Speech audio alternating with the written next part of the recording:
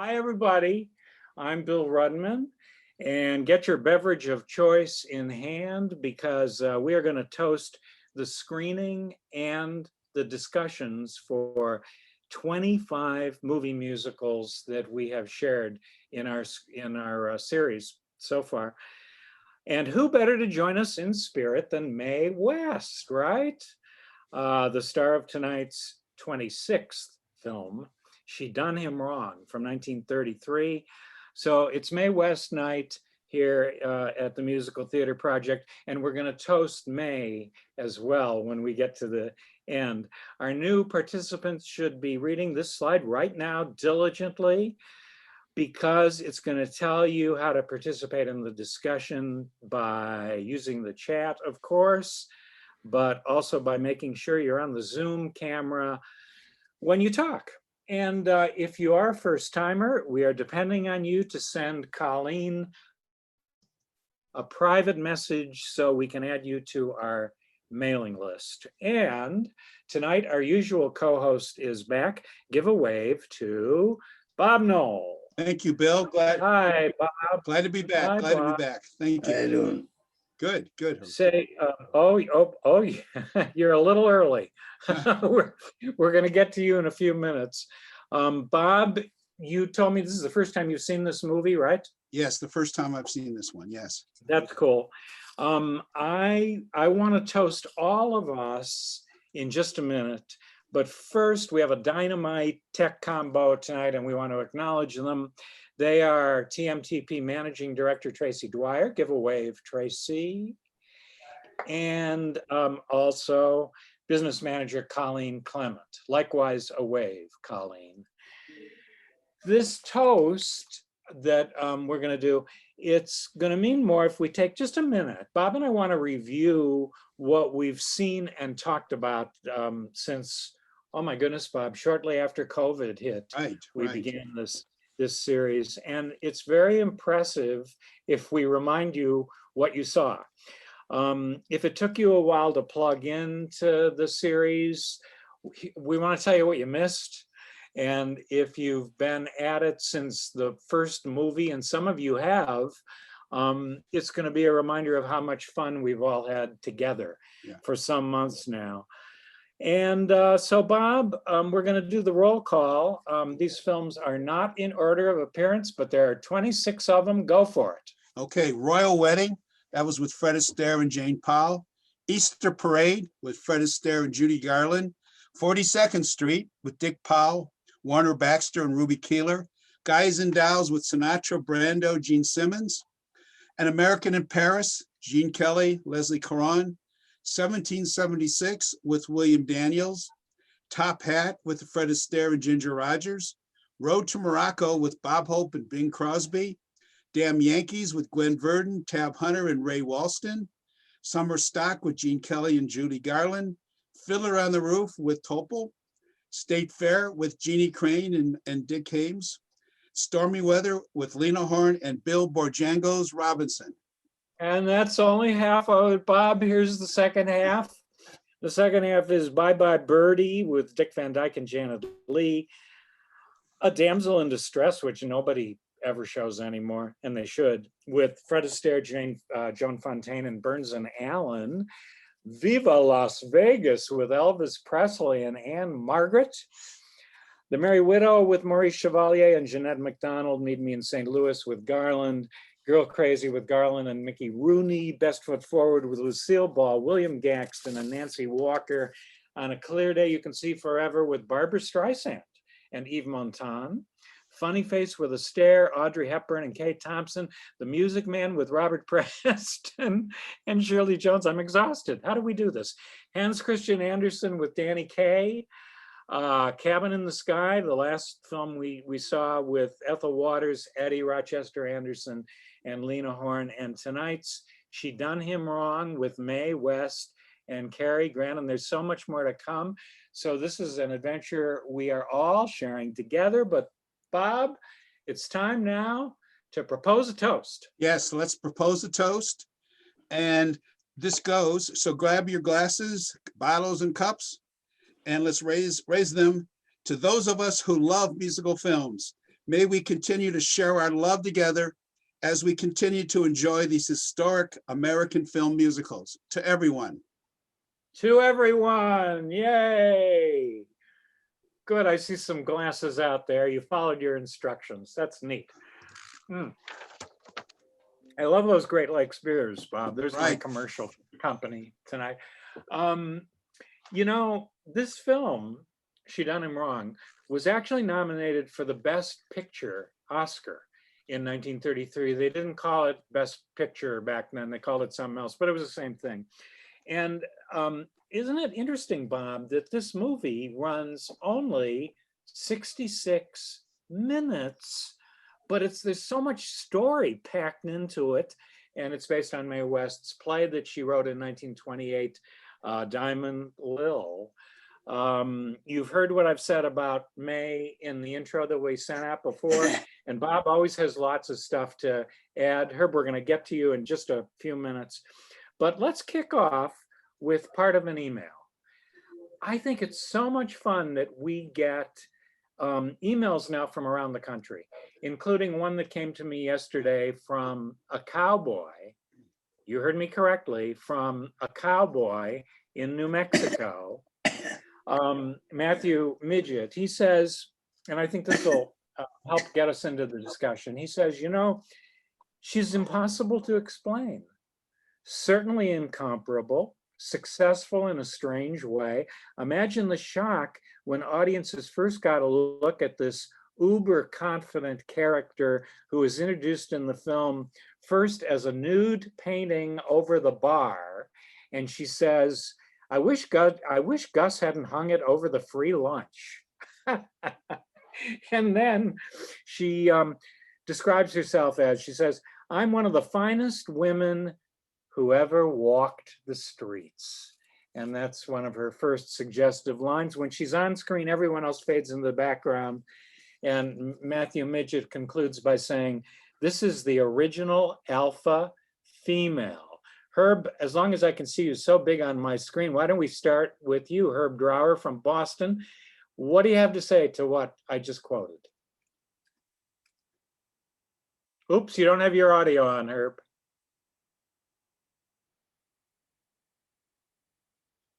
Okay, you still have your mute on. Okay. Demute. Can you hear me Okay. now? Can hear Yeah, you now. Okay. The taste in 1933 were different than they are in 2021. That's all I got to say. I didn't find her attractive, but obviously they did in 1933. She was more, to me, what they felt was attractive in the Gibson Girl style. What was that, 1900 or whenever it was? But she does a great job putting on an act of what a liberated woman would do. And she was in real life liberated. You bet. If you read her story, when she went to Hollywood, she demanded the same salary plus $1,000 that Daryl Zanuck got. And that took a lot of chutzpah. She did that whenever she went to Paramount, I think it was 33 or 35 maybe. And she got by with it. I didn't find her attractive, and I found it's kind of stilted, but she saved Paramount. That's what the story goes. She was so successful. They would, yes. They would have, yeah. And Bill, I gotta disagree with you one thing. I didn't call this a musical. I know you had a different definition. This is not. The original one you had was a little more musical than this one was, but it was still interesting to watch. I knew that there would be people who would disagree. All I said was the historians say it's a musical. And most of the songs, as you noticed, were period songs from the gay 90s. Sure. There are only 2 songs that were written in 1933. Herb, thanks for getting us started. I want to open this up to everybody. And this is a good time, Bob, for you to take your traditional survey. Sure, we have a couple questions. The first question is, how many of you, as this is the first time you've seen a Mae West movie. Either she's done them wrong or I'm no angel. How many of you, is this your first time seeing Mae West in a film? We're gonna see it come to life here on screen Okay, as people vote. Does everybody know how to vote? Colleen, do you need to tell them how to vote?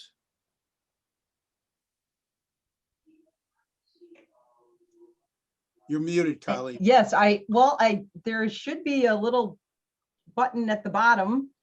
It looks like people are voting pretty well. We've heard Oh, okay, I'm from not 17 people seeing so anything. far. Would you like to see the Okay, good. results? Sure. Yeah, I'm Right, not here's seeing the anything results. on my screen. So you tell us what the results are. Okay. There we go. Oh, look at all these Wow. people who saw it for the first time. I love that when that happens. Wow. Okay, the next question is, what did you think of the movie? And that just should be very interesting, okay? Survey question, yes, did you like this film? Yes, no, or were you neutral about it?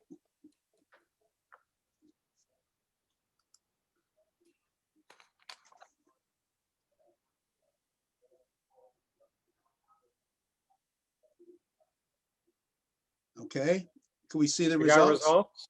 Okay, Uh-huh. Okay, a little bit divided. yeah, I'm not surprised. okay, But the yeses win. And as you know, I always count the neutrals as part of the yeses. But those of you who said you didn't like it, we want to hear from you tonight, because that's always really interesting. So Bob and I want to apologize to you guys, because some of you, I think, probably did connect and take the link to I'm No Angel.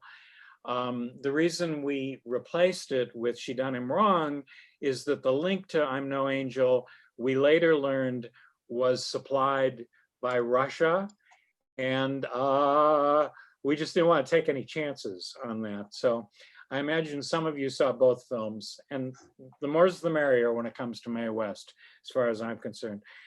Okay, let's open it up. Herb Drower got us really started with some strong opinions about Mae and what she represented. And I love Matthew Midget's quote that she was, you know, a proto-feminist. She was an uber feminist. Who wants to jump in on that? okay, it looks like Bruce, yes. Bruce, you want something you want to say? There is, I agree with Bill that this is a musical because I don't think Mae West would let anyone else sing in a movie in which she appears. And that's why I feel with just 4 songs, it's still a musical. She's so far. I don't know if I can call her egotistical, but no hubris. But I really, the way she moves, the way she talks, it's just wonderful for me to watch that. I'd already seen I'm No Angel. Another thing that surprised me in the movie is that Cary Grant, who got second billing, didn't show up until halfway through the movie. And he really wasn't that much. Well, Bob, wouldn't you agree that that's just because Mae West needed to dominate her own film? Right, So, and but then she you also noted- she insisted on Cary Grant as the co-star too. Yeah. I think that has something to do with it too. Giving him But you billing and know, everything. Cary Grant's name in the credits is about 25% of the size of her her name. It is ego, but the ego doesn't bother me at all. I think she delivers in such a big way that she deserves it. What do you think, Bob? I think the billing is correct. If you're going to see this movie, you're going to see Mae West. Actually, all her movies, if you're going to see, you know, it's not like she makes a cameo or comes in maybe halfway. You're seeing Mae West. And if you don't like it, then don't go see the movie, and that's what she's basically telling you. Yeah, that's absolutely true. For those of you who didn't see I'm No Angel, her credit is even more hilarious to me. Her credit in I'm No Angel is story, screenplay, and all dialogue by Mae West. Yeah, this is before the Writers Guild had rules about credit, About that, yeah. So Although she- there's somebody, I forget his name, who's credited with suggestions by, and we don't know what that means at all, do we? Yeah, he was an established playwright at the time who they probably came in to maybe edit. I don't know what he did, but he was involved in the screenplay too. And Herb, you'll be pleased to know that Debbie Schinker agrees with you that it's not a musical, it was a movie with a few songs. Yes. I'll send some emails to some historians and tell them we have strong opinions here in Strong Cleveland opinions. and who don't agree with you guys. And Stephen Bell, who always has good stuff to say, says, can we count My Little Chickadee? Because there is another actor, he points out, an opera singer who sang 2 songs. And actually, in She Done Him Wrong, the longest song in the movie is by another actor, a tenor who sings Silver Threads Among the Gold. So that's in there. And May's songs are pretty short, too. Bill No. and Bob, it looks like Marlene and John have their hand raised to add to your Great. conversation. Okay, good. Please. Thank you Marlene for and calling John, on, Colleen. You have So we something to say? We Marlene? just wanted to tell you that in a fluke, we were cleaning the house and we found, I don't know if you can see this 8mm version of I'm No Angel. Oh my So- goodness. We're assuming that the film in the box is indeed that movie, but if you wanted to try to digitize it to make it available, we'd be happy to loan it to you. We don't know if it has sound. Oh, okay. It's very tempting. I don't know, Bob, if you want it for your archives. I'm not sure where. I'm up to my ears in Yeah, the archives. problem is getting the equipment to do that. Yeah. It's not yeah, going to be yeah. easy. Yeah. I mean, I can't even tell you why we have it, and the fact that we found it just this week when you just changed the movie. I thought it was funny, so thought it was our way It of saying is. offer it to you. But anyways, that was all we wanted to say. I love it. Mae West on 8mm. That's Yeah. great. Okay, Arthur, you have something to say, Arthur? One. Yes. Hello, Arthur. Good to see you again. Hello, Bill, and thank you for Sirius XM, which is fabulous. You make my heart sing whenever I listen to you on your Sirius XM show. And I'll tell you later what made my heart sing in the last one. But I didn't like the movie. I think that structurally it has problems. First of all, it's other words are normally used. It has 20 pounds of plot in a 10-pound sack. It sure does. And most of them are unfinished. You have, forced prostitution. It happens, it comes back. You have the political theme that isn't developed. You have all this stuff. It is, I think, a reflection of Mae West's desire to dominate, because she doesn't really engage with anyone else in the movie. There's no back and forth. She is so dominant and so strongly insisting on her having lines that just sort of come out and it stops, that there's no tension, no dramatic development. And I'm thinking of Hope and Crosby. Uh-huh. They Both- shared. They shared both enormous egos, and with more music than she had. They even had, somebody else sing.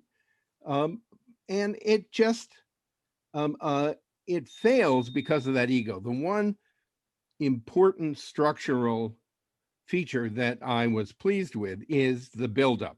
She doesn't come in until 10 minutes when Right, everybody talks right, about her. right. That's normal. But everything else, it was about Mae West and one-liners without any dramatic structure, without any dramatic development, and without any conflict among the two. I'm glad she saved Paramount because my grandfather was one of the founders Oh, well, we're of glad too. Famous Players Lasky. Mhm. And so I'll give her credit for that, but it was an agony to watch her. Okay, Steve's got something to say. Stephen? Yeah, I wonder if anybody disagrees with Arthur, because that's a really strong opinion. Steve, Me? where do you stand on the film? And then Bridget It's after Stephen. Go on. it's fascinating. I really enjoyed the film, knowing what it was. The play Diamond Lil is a full-length play, and you needed time built into the play to change costumes, which is where all the other story and plot took place. And then she came out and did her scene. In the movie, you didn't need that. So it was her scene, her scene, her scene, 2 lines of plot, per scene, per scene. It's why there's really no development. You don't get all the characters, you don't get everything else. In a full-length play, there is time where the star is off stage. And in this case, that's where all the plot happened. Bridget, See, you're going to add, Oh, I'm sorry. Go ahead, Bob. Yeah. Bridget? So, Oh, Bridget. Hey, Bridget. howdy, y'all. Hi. Hey, so I actually did enjoy the film. However, I agree with most of the things that were said. I don't think that it has to be high quality for me to necessarily like it. I did enjoy it for many reasons. It was fun. I really liked looking at the way the black and white film looked. I loved the way her costumes looked, but I want to say more about them in a second. I thought the dialogue was poor. I thought the acting overall was poor. This may be a terribly controversial thing to say, but I've never seen a film of hers before. I've never heard her sing before. I don't think she was a remarkable singer. I think she brings a certain something to the things that she does that makes her stand out. She has a unique brand, like She we've does. talked about. So I still enjoyed the film, even though I agree with all the things that were mentioned. And the costuming was spectacular to look at, especially because she had so many reflective elements on all of her costumes that just lit up like fire when the lights hit them. That was really spectacular. I wanted to note that, and this is obviously true, for many films over many decades, the costumes are not historically accurate for the period. They're actually a very strong nod to the 1930s while referencing the 1890s. So we see the lines that are very popular in the 1930s and also in her hairstyle and in her makeup and everything else that happens. So she has a nod to those things about the 1930s while making a sidelong reference to the 1890s. I have some other things to say about fashion and also about the feminism thing if you want to come back to that at any point. Oh, we will. Sure. Her mother was a corset model. I'm not sure. Oh, I went down the rabbit hole after I watched this film. you always do, Bridget. Not always, but this time I did. There were some curiosities about costuming and makeup and film that came up for me. But I do want to speak about feminism when you are ready for that. Okay. I will say that your observation is very astute about how this didn't truly reflect gay 90s fashions. But I think that we find that in all periods. When a contemporary film comes out that is set in another period, in some ways they try to have it both ways. And they want the audience to establish some connection with some fashions they're aware of while seemingly rooting it in the older period. So I don't think that's unusual. I want to go, we'll come back to you, Bridget. I want to go just to Arthur and get his opinion and other opinions. Arthur, fine that you don't like the movie. I understand why. I defend it in some ways, and I own 9 of her films. In a way, they're all the same. You either take her or you leave her on her own terms. I know you don't like the film. I want to know what you think about Mae West and her persona. Isolate that. I agree with Herb Drower that she's not an attractive woman. I don't find her attractive. And I don't find her going one-to-one with women on the feminist side, the way Barbara Stanwyck or Katharine Hepburn did. They were unafraid to engage. The fact that she gives one-liners and then it ends, and one-liners then it ends, with her overwhelming ego, is the antithesis, to my mind, of what ought to be a feminist who will go toe to toe and stand up for what she wants. I don't find her attractive. I don't find her figure attractive. And she doesn't exude sensuality. She gives one-liners, and one-liners they don't pull me in. So that's my response to your question, Okay. Bill. Oh, that's fine. I want to hear from some other people about Mae West, because I will say this to you. I don't find her quote unquote attractive, but I find her so charismatic that I'm drawn to her all the time through every moment of this film. And the charisma for me is what sells it. But let's hear from some other people, Arthur, about just Mae West. Laurel? You know, Laurel's got not whether something. Laurel? not whether she's attractive or not, but just is she, Yeah. does her charisma do it for you, make you want to watch her and hear her? Laurel? Yeah. Bill? Yeah. Laurel? Laurel? Yeah, we have you, Herb. All right, yeah, okay. Yes, I was interested in watching her, but I found the shtick to be so done over and over and over again that I did not enjoy the movie. She sells her brand very well, but She does. you know, you can get tired of seeing the same ad. Yeah, I hear you. You either buy into the brand or you don't. I totally buy into the brand. I love the way so many of those one-liners that she puts out there, it's almost as though she's saying them out of the corner of her mouth. She just tosses them off. And I find that so much fun. Herb, you had something you wanted to add. What I was going to say, you have to give her credit for one thing. She did have charisma when she was in a scene. I think your eyes immediately went to her. I don't think she could do anything but dominate any scene she was in. She was And that fearless. was either the screenwriters or the set director, whatever it was, that worked. And I have to give credit to whoever was responsible for it. Whether it was her or the director, I don't know. Bob, you had a good word. Yeah, fearless. She's fearless. Also, you can only take so much of her, which is why Yes. this movie is so short. And I believe most Yes. of her movies do not overrun when it comes to time-wise. Because that's why you need the entertainment, you need the characters, you need anything else. But there's only so much you can take. And I think that's why the movie runs, 65 minutes. Right. Also keep in mind, everybody, that she came up through the vaudeville tradition. She wasn't trained in acting or theater. It was vaudeville. And vaudevillians were known for a brand, for a shtick. Go back and see an Eddie Cantor film.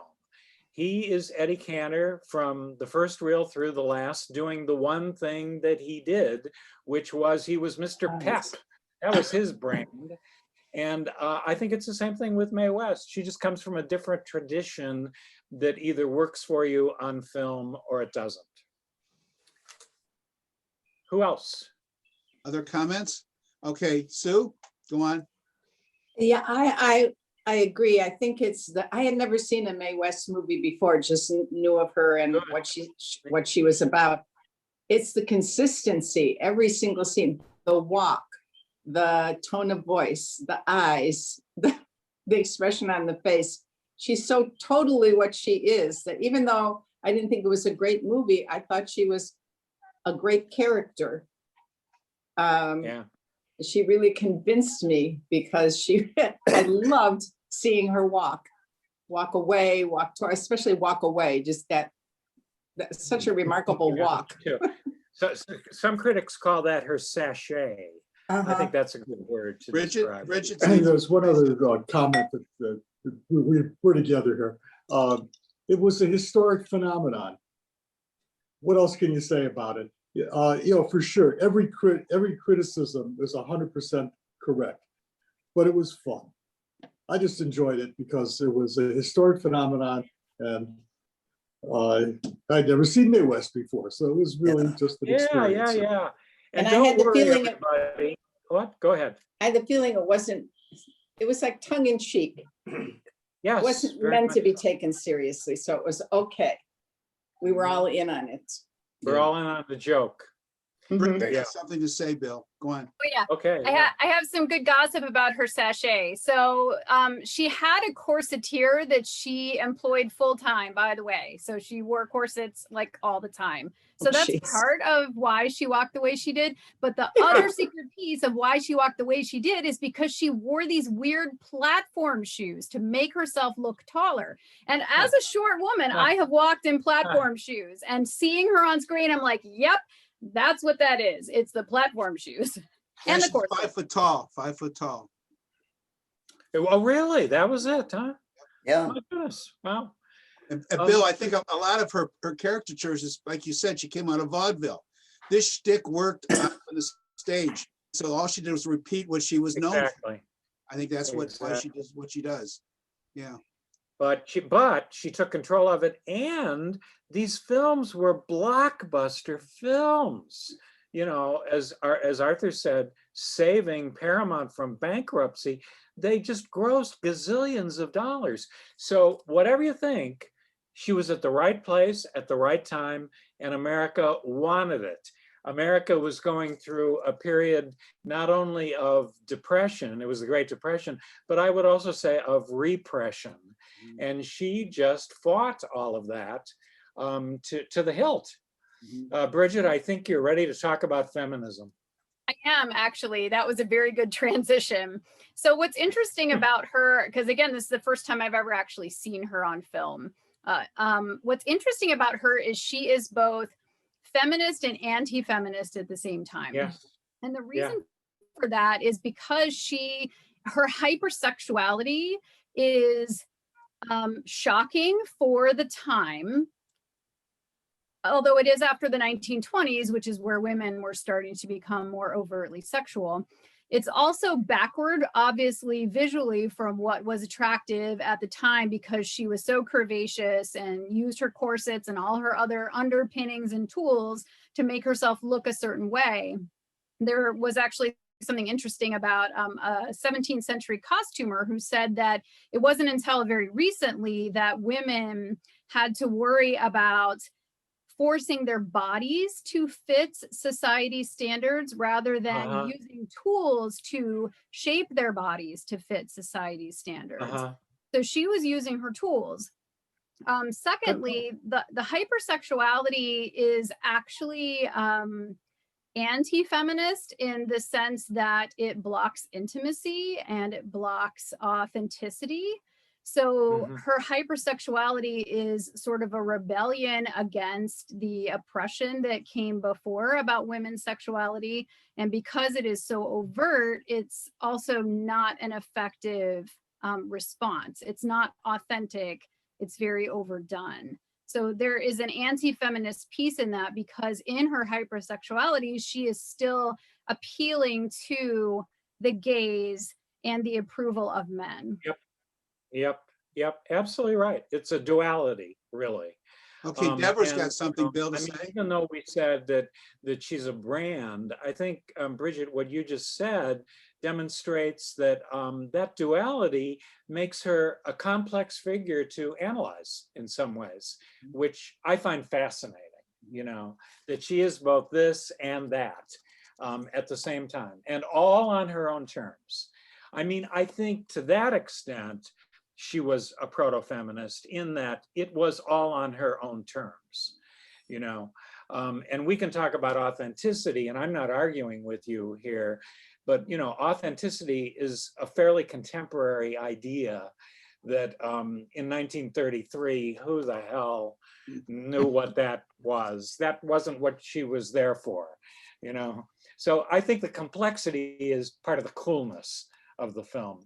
And though some of the later films are different, all the corseting and the other machinery you mentioned, actually that is gay 90s. That hourglass figure of hers was very apt for this movie set in that decade. Less so when we see some of her other films. Deborah. Bob, I interrupted you. Yeah, Deborah has something to say, Bill. Yeah. Oh, Deborah, you're back. I am back, yes. So the power that she has in the film is a double-edged sword, because she is able to attract all of these men and get them to do stuff for her, but all of them are threatening her. All of them want to control her. And even at the end, when, you know, she had that interesting interplay in her room earlier with Cary Grant, where Cary Grant's character is leaving and she doesn't allow him to leave and attracts him and then pushes him away. But in the end, you know, he says, "You're my prisoner." And this whole time, every man is claiming her and threatening her. And it's this strange, you know, she tells Sally, "I have this, you know, the power is to play their game," but there's no winning that game. What you and Bridget are both talking about is why scholars write about her films, because they are multi-layered. You know, this brand is multi-layered. And I agree with what both of you have said here. It's very, very interesting. We've talked about what could be regarded as negative qualities.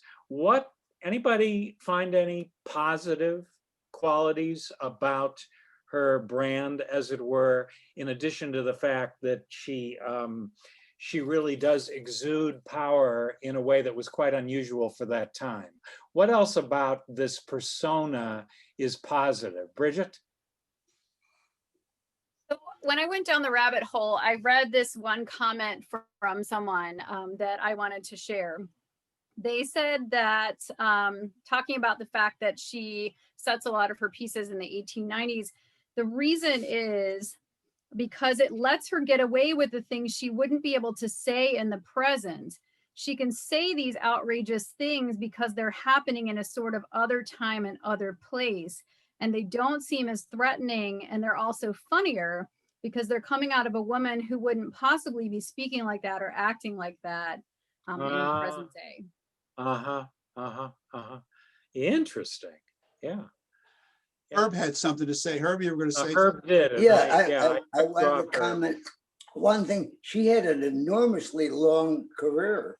I mean, she was going on, what was she, 80 something, and she was still appearing and well known to the audience. And considering I thought she was maybe partially dated in this movie, she went on many, many years after to a much more modern audience and must have succeeded. Otherwise, she wouldn't have gotten so much time in front of the camera. So, I mean, she had something. She did. Her film career, as I pointed out in the intro, was pretty much over. That was by over. about Yeah. 43. Her decade was the 30s. There's no question, Right. and it tells us a lot about the 30s and what was in the air. But she did go on and she did nightclub work and she did Nightclub, television. and was successful. They had that And you can group see of her men. in Myra Breckenridge, you know, Yes. attracting a gay audience in 1970. Yes, yes. He performed It's a on hoot. stage. It's a hoot, guys. She's a hoot. She is a Bob, hoot. I interrupted you. Did I interrupt you, Bob? Were you No, in the middle she of? also performed her plays in the 60s still. Yes. She was still, Yes. you know, doing her own thing. And she did very well with her audience. But Arthur, you're going to say something, Arthur? Yes, I want to go back to Bill's comment about how your eyes are drawn to her. I'd have to go back and watch the movie again. I'm not sure I could, but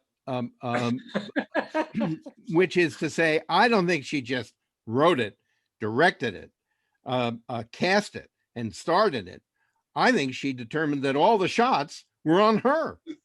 Yeah, So you're absolutely. drawn to it because there's no other place to look and there's no one else to look at. And I still go back to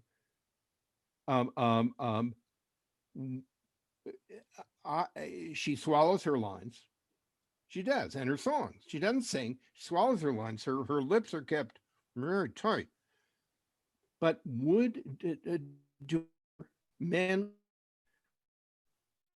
find her sexy, or Ida Lupino, Jean Arthur, Barbara Stanwyck, Jean Tierney, and probably the sexiest, most evil woman in film ever, Helen Walker in Nightmare Alley? These are the people who show power, exercise power for good or evil, and that you're drawn to, and that I'm continually drawn to, not in a way that I'm drawn to her. She's Okay, more of a fair enough. cartoon than a powerful woman on the screen. Bridget, Yeah. you agree with me? Yeah, well, I'm not used to Yeah, people I agreeing like with that me. you Okay. said a oh, that's cartoon. why we ask you. We want you here. I'm sorry, Well, Bridget. I what did you like, say? What did you Arthur, say? that you said a cartoon because her brand is so over the top. And again, like I was saying about that other quote that someone made, like that's why people find her enjoyable and engaging on many levels. But that's also what's kind of off-putting about her, and what's, less attractive about her is it's so overt. So I completely agree with you. It is like a cartoon. And I just saw Sophie Tucker, going back to, I think, Bill's comment. I love she Sophie is Tucker. terrific. Yeah. And in Broadway Melody of 1938, she acts. She's not just a persona. Yeah. She acts with and shows genuine emotional connection with the Judy Garland character as her daughter in a way that. Yeah. Okay. I'm just raising the question that, for me anyway, the persona is more than enough, because the persona is unique. That's the point. There was nobody like Mae West before her or after her. Therefore, she has to be taken seriously and analyzed, including by scholars. You have to see what that is. Do we have Elsie Panahall with us tonight? I don't believe so. No, I don't believe. No. Elsie wanted to be here, and she also wrote a great email, and I just want to quote a couple of lines. Most movies have one or two great lines, showstoppers. This movie, says Elsie, was full of them. So that's Elsie. And she says, I mean, this is great that we're bouncing off each other this way. Elsie says, lots of writers and poets cannot perform their own work. It crashes when they open their mouths. This is all hers. And her language use is so simple but witty and, Arthur, she says, genuine. Anyone can grasp it. Isn't it great that we've got this dichotomy of opinions? She says, no crudeness or nudity was needed. She makes a passionate case and she embodies her work. Oh, I'll tell you. Yeah, even Bridget is nodding her head in agreement with at least part of that. This is what she was. This is A little what she was bit. known for, and she gives it. I mean, And she that's- gives you it. go to see Yeah. this movie, you expect her to do that, and she delivers. It's really that simple. And as long as that's why she It makes is movies that that keep, simple, if she Bob. did a movie where she didn't do any of that, I don't think anybody would come. You know, but she That's It right. makes the audience, because the vaudeville idea, make them happy, give them what they want. And that's what she does in these films. Bridget? Yeah. Oh, yeah. Oh, Bridget, yes? I was just giving Oh, jazz Bridget. hands. It's the make them happy. But yeah, so I don't agree that it seemed genuine, but I agree with all the other points they made. There are still good things about it, even if it doesn't seem genuine. And by the way, don't get worried, everybody. We're not going to show another Mae West film next week. But we needed to do that, because this is a legendary persona for sure. And I want to go back to vaudeville, which Bob and I have done several times. I used Eddie Cantor as an example. Take a look at Al Jolson and forget about the blackface. Just deal with the Al Jolson persona. Al Jolson did one thing. And if we just get rid of the blackface and taking a look at what that persona was, that was a brilliant persona, in my opinion. Not when viewed through a contemporary lens. I mean, it's really hard to watch. You want to talk about over the top? Al Jolson was so over the top that there's stories about when he sang live in the theater, the wall in the back of the theater would shake. So another persona. Who else? Before we go into miscellany, and I think we're about that time, I want to talk for just a minute about race relations, which figure into this film. For one thing, Arthur, you've already said you don't think she's such a hot singer. I think she's a really terrific singer. So we disagree there too. Not by conventional standards at all, but for one thing, she was highly influenced by the Black Torch singers of her day. And for me, it doesn't feel like appropriation. It feels like something that really came from a meaningful place for her. But to go beyond the singing, because I think she honors them. The Black Maid has a featured role in this film, played by a wonderful actress named Louise Beavers, who played maids in several of the Mae West films, including this one. And as I said in the intro, if we look at this with 2021 eyes, those scenes seem horrendously racist. But in 1933, in I'm No Angel, which I know some of you watched before we told you to go elsewhere, her relationship with those, I think, 4 African-American maids, it's one of affection and respect in a 1933 context. And when she says in that film, they're great gals, that, she means that. That is a moment of sincerity from Mae West in that film. And Elsie Panahall, talking about going down the rabbit hole, Bridget, Elsie went down this amazing rabbit hole and came up with something I didn't know about at all. She said that when Mae was dating a black boxer, he was barred from her building. So what did she do? She bought the building. So as always with these period films, you take a look at stuff that is so socially, politically abhorrent to us, and we're forced to look at them in a different kind of way, which is always an interesting exercise. Anybody else? Yeah, Deborah. Yeah, when you said that, it reminded me of the part in the movie where she buys the place with the mission and says, "Put it in the name of the people in the mission." But since the mission is a front, or at least the guy who is running the mission is not really whatever they are. It makes, that was a loose thread that made me wonder what's going on with that. Why was it there? Yeah. And Arthur, I totally agree with you about loose threads in this film. It's loaded with them. I get that. I just go to another place. Bob, you want to add anything that we haven't? Bridget has something to add, Bill. Well, I Bridget? think that particular loose thread was about control. She wanted to keep the man that she thought was sexy close to her. That's why she bought the building. Oh, good point. Okay. And then there was the murder. Yeah, that's what I was going to say, Arthur. And The there was murder. The murder. Is Well, it happens. Yeah, yeah. You know, things Yeah, happen. it does. Just dies there. Yeah. I think we're ready to move on to miscellany. Yes, anybody want to add anything?